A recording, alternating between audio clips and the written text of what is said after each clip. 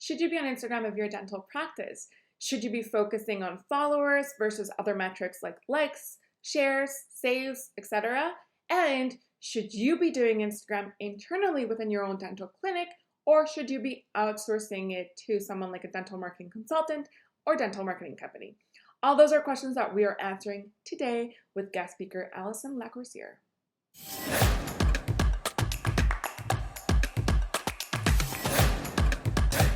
Hello, welcome again to another episode of Digital Dental Marketing Made Easy with myself, Natalia Porras, founder of NP Marketing. Now, today we're talking all about Instagram with special guest speaker Allison Lacoursiere. Allison is a creator of the Clear Aligner coaching program, and she works with dental practices across North America, helping them to optimize all of their processes around clear aligners. She is also super passionate about Instagram, and she actually teaches it through courses. So today we're doing a deep dive into Instagram, where we're going to be answering a lot of the pressing questions that I have actually received from you when it comes to Instagram for your dental practice. Now, before we get started, I want to make sure that you take a look at our latest digital product offering, which is the social media starter kit for dentists. And as I've mentioned before, it's an A to Z guide that teaches you everything that you need to know for success when it comes to social media for your dental practice. Without further ado, let's get started with the interview. Hi, Allison. Thank you so much for being here. Thank you so much for having me. I'm really excited for our chat today. Amazing. So today we're talking all to do with Instagram for dental practices. Before we dive into that, why don't you introduce yourself and give us a bit of your background and history?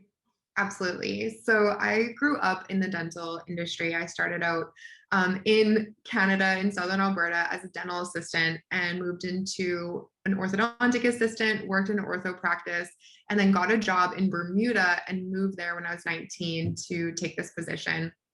From there, I moved into treatment coordinating after I implemented orthodontic and Invisalign systems in the practice. And then when I was 24, I became the office manager.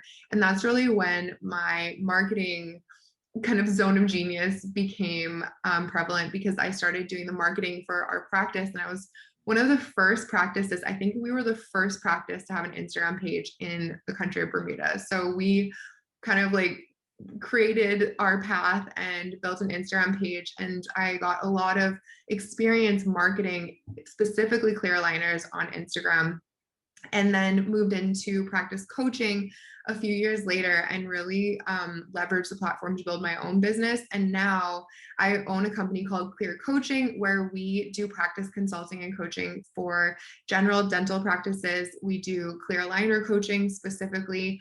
And then I am on the Invisalign faculty, and we have a subset of my company called Clearly IG, where we take over Instagrams for dental practices, creating very niche specific custom made Instagram pages for practices, and then also teach people how to use the Instagram platform. Amazing. I love it. Can you tell us a bit more about how you train teams, you empower teams within general dental clinics so that they can really talk a bit more about Invisalign and really have portray an excellent patient experience, is what I understand, right? Yes. Can you tell us a bit more about what you do exactly there? Absolutely. This is my favorite thing to talk about, honestly, because I'm just so passionate about it. So when I was a kind of what I call a clear aligner leader in my practice, my goal was to provide the patient with the most exceptional experience possible with their Invisalign process. And so I've been able to systemize that in some ways and create kind of a strategy and a system in practices to be able to do more clear aligners, do it really efficiently, and do it with the best customer experience possible.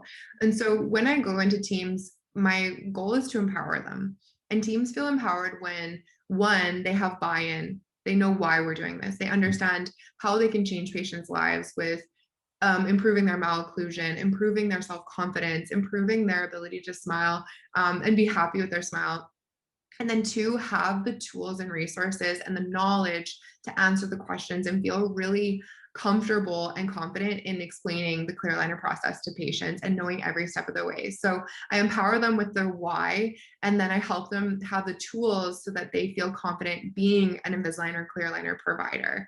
And it really is like amazing to see practices transform. And over the last couple of years, I've been able to help practices implement clear aligners from scratch or take their clear aligner processes and take them to the next level. And typically what I see is not only revenue increase, of course, but also happier patients and happier team because they love being a part of that really powerful process. That's amazing. So I actually learned about you through a common friend of mine, a friend of ours, which is Dr. Peggy Bound. So I believe that you were coaching her team as well, right? Yes. So I've been coaching Peggy for a year now, and we just like kind of created our second year goals and like what we're going to be doing with the practice. And she is such a leader in the industry, and she believes so much in like team growth, team education. And that's what I've come in to help her with is like empowering her team, coaching her team, helping them think of like the newest and best strategies to take their practice to the next level. Amazing. So Allison, why don't we transition into our favorite topic, which is Instagram. Absolutely. Instagram for dental practices. Yes. Oh my gosh. This is huge. I spend so much of my day talking about this. So Amazing. So why do you think that dental practices should be on Instagram? well, I think there is a change in the world, which was expedited by COVID and the need to be connecting with people digitally. And Instagram provides this incredible platform for us to authentically show up in a creative, in a very like meaningful way on this platform. And so 70%, over 70% of businesses in the US are on Instagram. And so you can see that it's becoming very commonplace. What I call it is your digital resume. Mhm. Millennials specifically will look you up on Instagram to see like, who are you? What do you stand for? What do you stand against? What does it look like in your practice? What is your team? Let me see your before and after photos. So there's a lot of research being done by consumers on Instagram. And their studies are showing that people are looking at your Instagram page even before your website. Yes. So that is just like mind blowing to me because we spend so much time getting our website ready and making it beautiful, but people are actually looking at your Instagram page before they look at your website. So for those reasons, it's so important. I was just about to say that something that we commonly tell our clients is your patients or prospective patients will most likely firstly go onto your social media pages before even going onto your website, before even calling your practice. So you want to make sure that you have that first point of contact, which is your social media presence. You have to have it there. Exactly. It's critical. Yeah, absolutely. So you touched upon website versus Instagram. How's it different to having a website? Because also there's always like this budgetary priority going on. Do I do a website? Do I do Instagram? Do I have social media? Where do I put my money? What's most important? What's your opinion on that? I think that Instagram provides clients and potential patients the ability to interact with you um, better. Like it provides that like face to camera experience if you're doing it right. It provides the ability to send them to specific links that you want with specific call to actions. So I would say like Instagram versus website, you need both. Mhm. But Instagram, if you can put like time, energy, a budget into Instagram, you'll be able to target directly the people that you want to be in front of and then specifically give them a call to action that you want. For example, a virtual consult scheduling, booking a new patient exam directly through Instagram. And what we can see now are there's trends that moms are the decision makers in the household, millennial moms, and they spend a lot of time on social media, specifically Instagram, and they run their schedule and they manage their day through social media, through their phone. And so if you can provide them with that ease of access into your practice, through Instagram, through their phone, that makes it easier for them, you're going to be targeting that millennial generation of moms, which are going to be the largest cohort of purchasers the world has ever seen. And so I would say it's just very important to be able to kind of like look at like where the industry is going, where are people going, and provide them the access to reach you.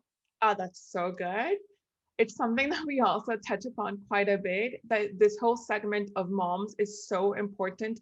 And I think it has been slightly overlooked.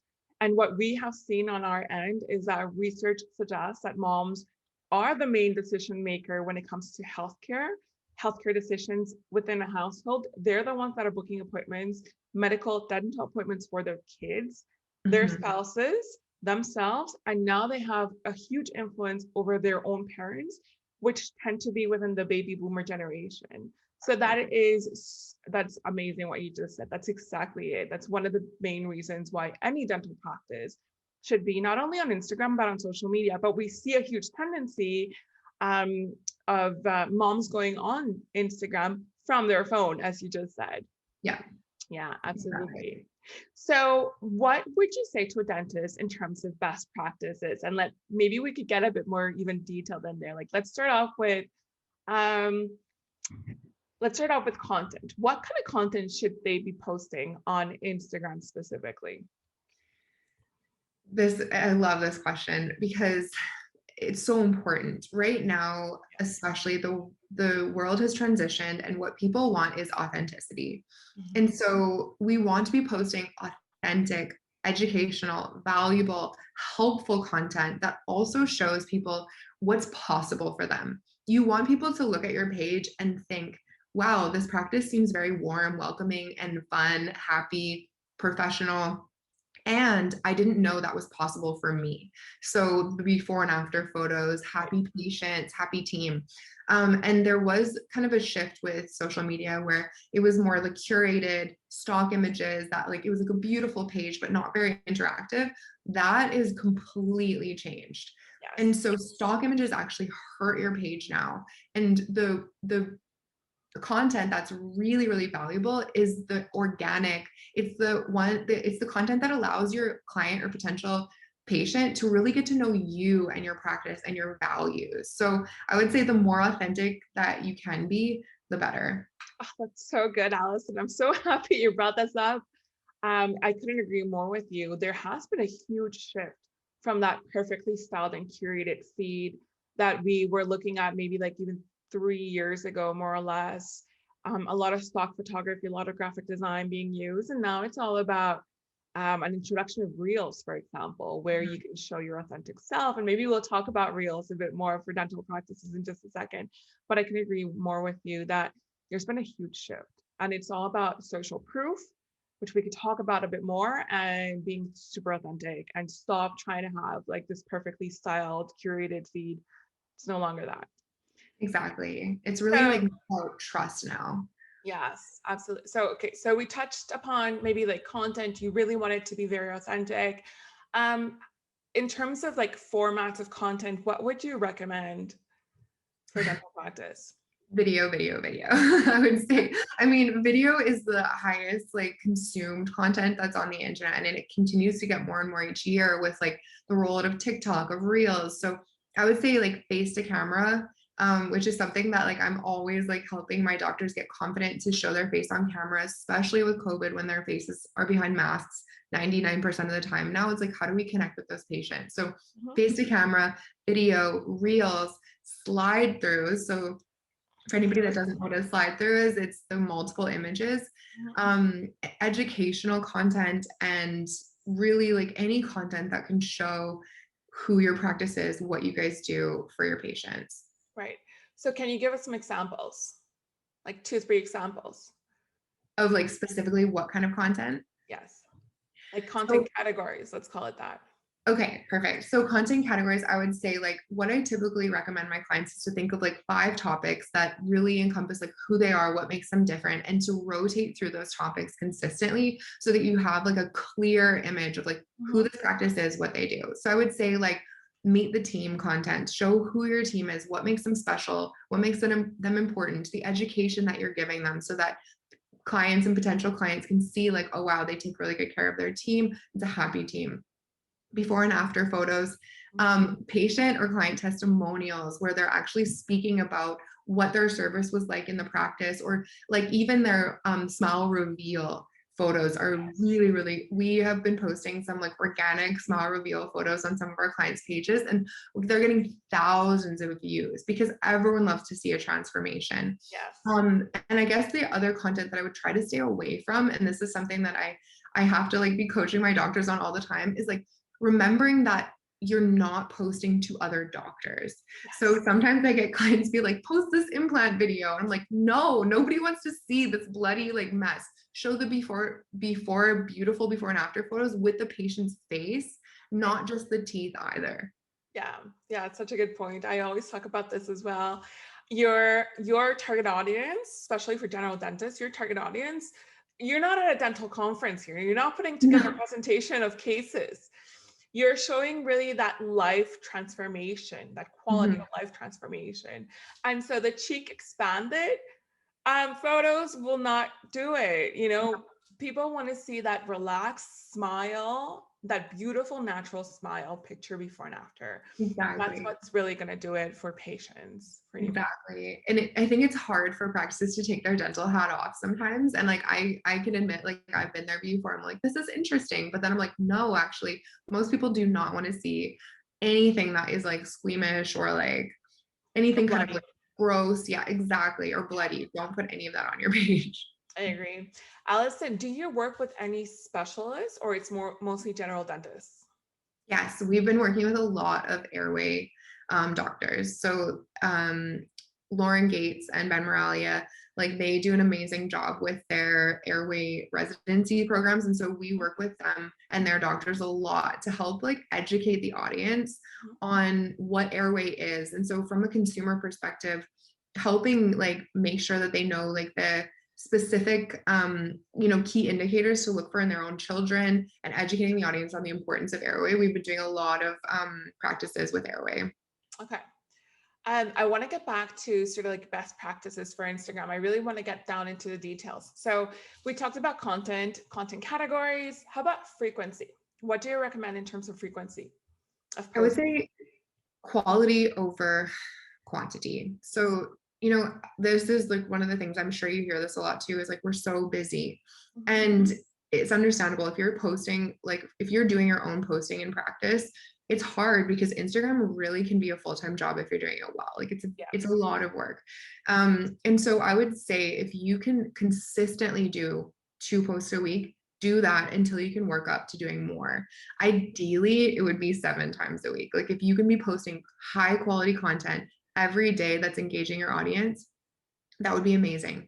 But if you feel like you're not able to do that with consistency, then stick with what you can do with consistency, because the last thing you want to do is be posting every day and then drop off for a month, and then post every day and then drop off for a month, because it's gonna take away the trust that your audience has for you.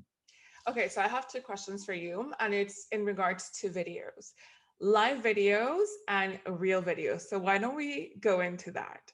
What do you think about reels? So I fun, love huh? them. I love them. They're so fun. So are you telling your clients to go ahead and start experimenting with reels? What have you seen out there?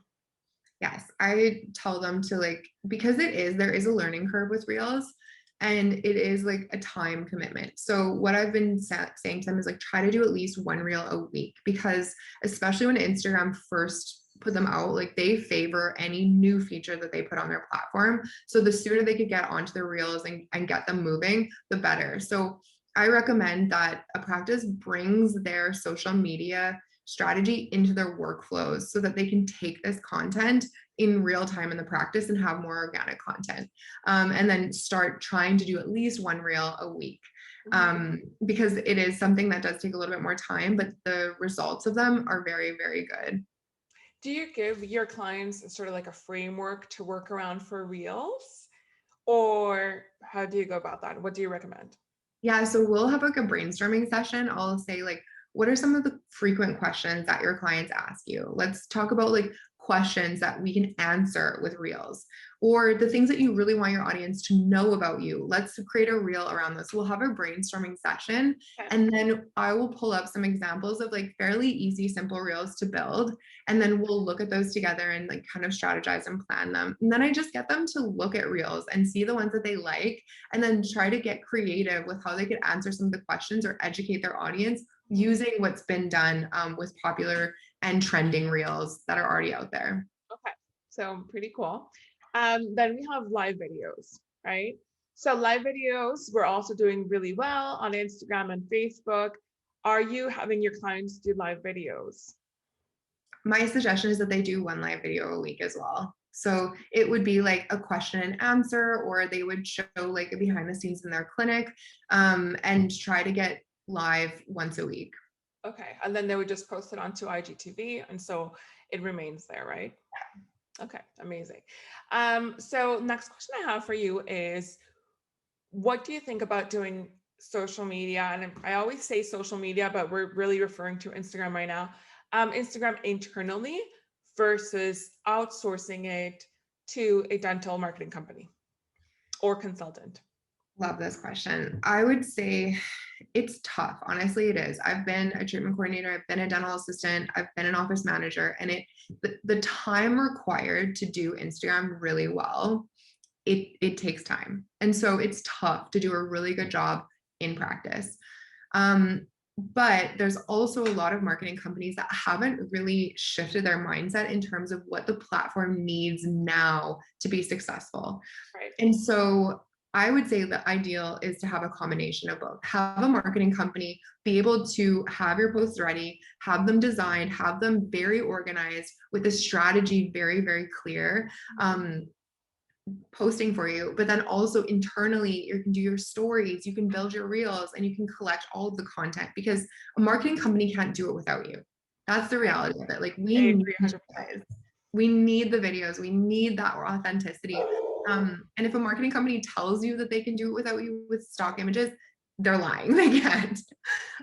So it really is a combination. Having the practice engaged, building the content, having social media part of their workflow in terms of content capturing, and then also having a marketing company help you with the big heavy time lift to make it look professional, to have you be able to be as effective as possible on the platform. So what you're saying is a hybrid approach is the ideal approach, whereby the internal team would be collecting videos, Mhm. photos, even like FAQs, sending them over to the marketing company, who then would make it nice, polished, schedule, create captions, and do the rest for you. But that Exactly. hybrid approach is the ideal approach. It's what Exactly.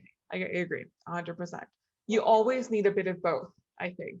I 100% agree. And Like, what I'm seeing like with our clients is that we're almost creating a culture in the practice now. It's like a culture of celebration. It's a culture of like who we are. And I've seen some really incredible results like within Instagram, but also within the practice, because I do practice management consulting. So we'll meet with their team once a month and say like, what can we celebrate? What have you sent us? Like, let's talk about who you guys are. Share with us that your patient wins. And it can be really, really powerful part of the practice culture. I agree. I've actually seen right now also that team members are getting more and more involved in terms of social media, and they love it. They love to show the culture within the practice, and they have fun with it as well. Like I've seen some of our clients send us some real ideas, and they're all for it to do it. Like the whole team is ready to do it, you know? So we'll come in and shoot the reel for them, and they love it, and they're sharing it with their friends and their families, and they're having a great time, right? And they're showing that authentic self of the values of that team put together. So I think it Exactly. transcends more than just showing an image. Exactly. And what I've also seen with like the reels and the images, like we just recently started up a company and started posting about specific team members, is like the patients love it. They're commenting, we love this doctor, we love this team member, and patients are loving to see their like dental family socially, which is so cool to see. Amazing. Okay, so I have another kind of tough question for you, Allison, which is, How to measure results on Instagram. How do we know that followers are actually converting to patients? Love this question as well. You're so good. These are great questions. So the thing, and I'm sure you get this a lot too, when you first get a new client, they're like, I want more followers, or I'm not getting as much likes. But followers and likes are what we would call like vanity metrics. Vanity, It's yeah. nice to see them, but they don't necessarily mean really anything. To like your bottom line, to like the ROI for your platform. So we love to see website clicks. We love to see the contact button. We love to see saves. We love to see shares, and we love to see impressions. Like how many people have seen or come across your post. And so that's what we really look for. We celebrate the website clicks. We celebrate when somebody actually interacts with your page in a more meaningful way than just liking it. I agree with you 100%. So it's really being able to measure those conversions, which you just define them. Like these are the real metrics that people should be caring about, not vanity metrics such as followers or even likes necessarily. Yeah, exactly. So something that I think I get this so much, I want more followers, or how come I don't have thousands of followers like my peer in another city? And I think at one point, a lot of people were using bots to get followers. And that is such a terrible strategy to follow, to just get followers through bots, because they're fake followers at the end of the day. They're not real followers. And I think just to complement what you said, is you have to think about what your main goal is. And your main goal is to really get like foot traffic within your clinic. It's not about having this really popular online presence. It's going to help you, right? But it's about getting local followers following you, which are not going to be that many. They're not going to go into the tens of thousands of followers, right? You could be just doing a great job by having 1,500, 2,000 followers, and that's it. What you really need is foot traffic. What you really need is the people that are seeing you online going onto your website, clicking book an appointment, calling in your practice, etc. Exactly. And that's the thing I think we have to remember is that patients can still interact with your page even if they're not following you. They might still be looking at your pages because they're following the hashtags that you're posting or they're following the location that you're tagging, but they don't necessarily need to be following you to be interacting with your page. Absolutely. I agree with that as well. So I think that's one of the main questions that I get all the time. I also get, and I think you do as well, I want new patients. I want new patients and I want 50 new patients. What would you respond to someone that would come to you and say, how can you get me 50 new patients every single month through Instagram? I would say, let's give it a shot. But these are the things that we're going to need to do. I would say these are the things that we're going to need to do in order to get there. And it takes, the thing I think people want is like that quick, immediate results. But when we're doing things organically, authentically, and in a real way, we're not paying for things to be like cutting corners. You're going to get new patients from your Instagram page over time for sure. But it has to be that consistent, authentic approach. There's no way that you can just buy 50 new patients on Instagram.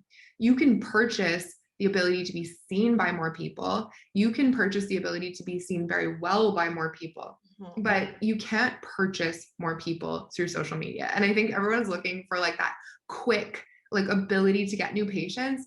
And the reality is the consumer has changed so much that now they're digging into you a little bit more. They're learning about you a little bit more. So we have to be able to show up more authentically, spend more time kind of proving who we are with social proof, with the behind the scenes, so that we get those patients come through the door. But I will say, when you get a new patient from Instagram, typically they're well informed. They know your services. They've looked around at other practices and they've still chose you. So your treatment acceptance rate is higher from those patients because they already know, like, and trust you from your social media page if it's done well. That's so good. Oh, that was really good.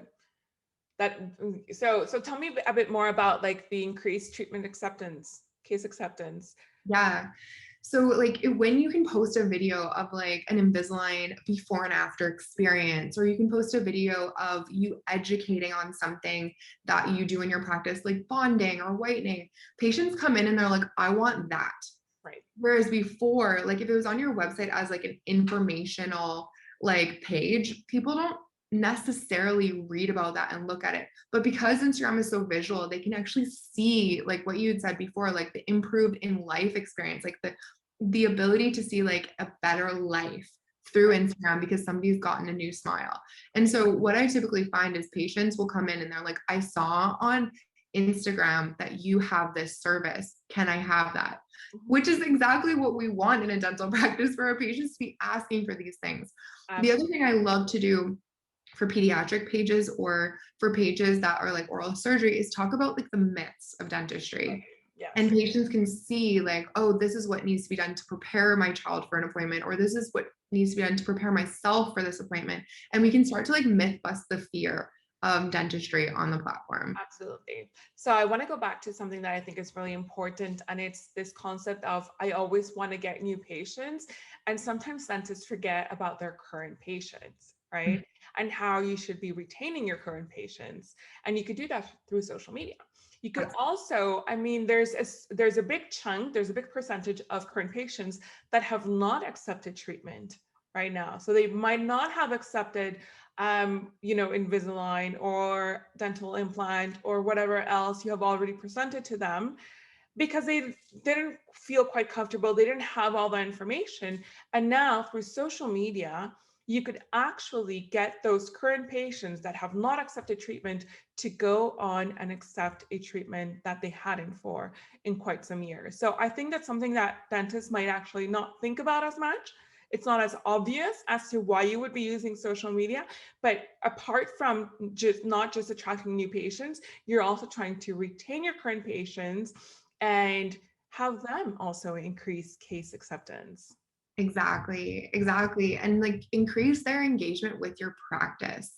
Like Yes. when you're posting about the doctor and like his values and his life or the team and their values, like I've had patients come into the practice and say, oh, I saw that Dr. Smith was in Hawaii and it was so good. I've been there before. And they like increase that relationship. And I Right. think that's something we have to remember. Like everyone uses like social media as this tool, but we have to remember it's people connecting with people at the end of the day. It's a new way for us to connect and to build relationships. And that's what we're doing. It's like we get into like the followers and the likes and this and then that. But like remember, like we're just connecting with people. Absolutely. So, Allison, last question that I have for you. In terms of boosting posts on Instagram, what's your recommendation? I would say get your digital resume, your feed to look and be as organically powerful as possible before you start boosting your pages or running any ads. Mhm. Because when you're running ads, like you have to remember you're going to get a very cold audience come to see you, and you want to give them the best impression as possible when they see your page for the first time. But after that, I would say boosting your posts and having a strategy for that is really powerful because we can dial into the specific person that you want to see your page and give them a specific call to action. So I would recommend it for sure. And like that's kind of, I think, the mind shift of social media right now is like we were doing it without paying anything for it for a long time and expecting results. And now it's more competitive because it is a common practice. And now we have to look at what is our investment for social media and what is our ROI on that? And we have to start actually putting it into our budget to make it a part of our business process. I agree 100%. Allison, this was great. Thank you so much for being on this interview today. Where can people reach out to you? Where can they learn more about you? Come to my Instagram. It is your clear aligner coach. And then we also just started a new Instagram called Clearly IG, so clearly.ig. And we have tons of social media posts and tips on there all the time. And that's where you can sign up for my online courses or just click to learn a little bit more about me or book a virtual consult with me. So I'd be happy to answer any questions that anybody has. Amazing. Thank you so much for being here today, Allison. Thank you so much for having me. It's been great to chat about this. Hey, so I hope that you enjoyed that interview with Allison. If you do have any other questions in regards to Instagram, let me know in the comments of this video below. I'm also going to be adding the link to our social media starter kit in the description of this video. And let me know if you have any ideas for future videos, things that you would like to learn about. I will see you next time, same place. Bye for now.